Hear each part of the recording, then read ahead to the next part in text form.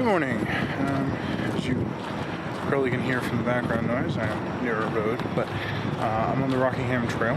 It's a 28 or something like that mile trail.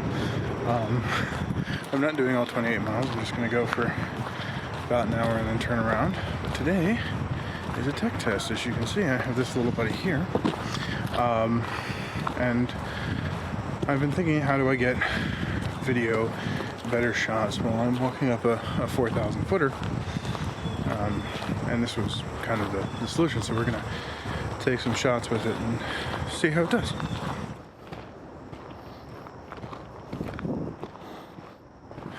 So you're probably wondering why I got an action cam. I mean, went with a GoPro. It's a Hero 10, I think, which is like 2 generations old, at least by this point. So it was relatively cheap. But I mean, okay, let's break this down into a pros and cons list. So, pros: 1, it's light. It's not adding much weight. You know, this vlogging camera is adding probably on the order of 5 times more weight than this, even with all the little doodads and attachments for putting it on stuff. The second thing is it's waterproof, so I don't have to worry about it getting rained on, which means I don't have to put it in my bag if we do have some wet weather. It's smooth. You know, I mean, you will have already seen footage from it, but I will yet to see how well it does walking on a trail. But I've got it set up so that it should keep the horizon level and smooth out any sort of shake, which this camera does not have the benefit of. So it might actually appear to be the better footage out today. You know, and I guess the fourth and primary pro is that it allows me to get shots I wouldn't otherwise be able to get, and we'll see some of those later.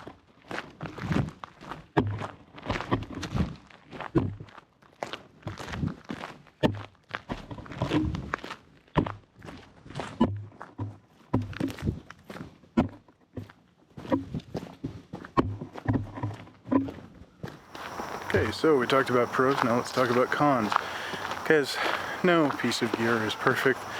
I have complaints about my main camera, this vlogging camera. I'm going to have complaints about the GoPro and some stuff that I'm, you know, not looking forward to, but understand about it and its limitations. I mean, number one, perhaps the worst for me personally, is that it's going to give me more footage, which doesn't sound like a problem until I realize that I have to go through it and scrub through it and edit it and all that. So that's con number one. Con number two is also related to my editing workflow. If I want this to match that, it is going to require carefully paid attention, because I can't put the same filter and stuff I have on this on here. So that's a downside. Now, speaking of filters, that brings me to point number 3. This has a limited number of filters I can use with it. So, you know, there are quite a few sets of ND filters and that sort of stuff, which is nice. But what I need is I need a deep red and I need a variable ND. And, you know, right now I'm not willing to spend that amount of money, so what that is going to cause means I can't set the shutter speed on this, which means it's going to be running at whatever shutter speed it needs to. So there's going to be a lot of discontinuity between the shot you're seeing now and the shot that this gets in terms of, you know, motion blur and all that. Obviously, this is another piece of gear. It's going to cost me money. It did cost me money.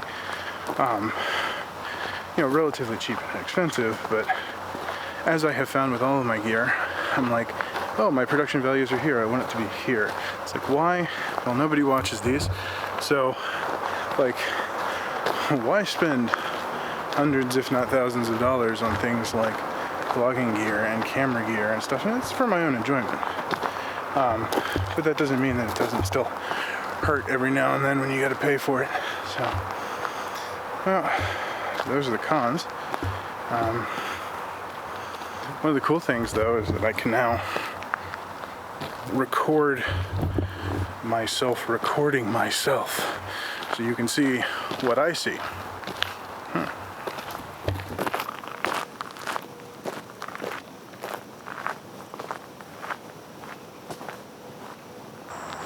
I suppose it would be remiss of me if I didn't tell you this, and I forgot to do it in the intro, so I'll do it now. This is probably not going to have any photos in it. This is literally going to be probably 80% B-roll by volume. So, you know, take that with a grain of salt. But the nice thing is, I will have all of these shots and know whether or not they work. And if you have a particular one that you think makes you queasy, or it just is particularly distasteful, I guess tell me so that I don't use it, because I'm just kind of throwing stuff at the wall and seeing what sticks. Obviously, if I don't like it, I'm not going to put it in the video. But we will see whether or not my ideas pan out.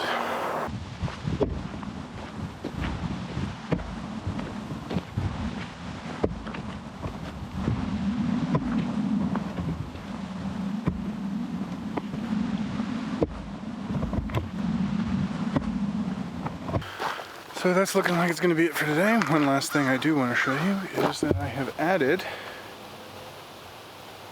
the GoPro to hiking poles. So that should prove to be some interesting shots. And yeah, I mean, I hope everything came out. So thank you for joining me during this week's little tech trial, and hopefully not too many of those, because these are rather boring, I think. Yeah, see you next week.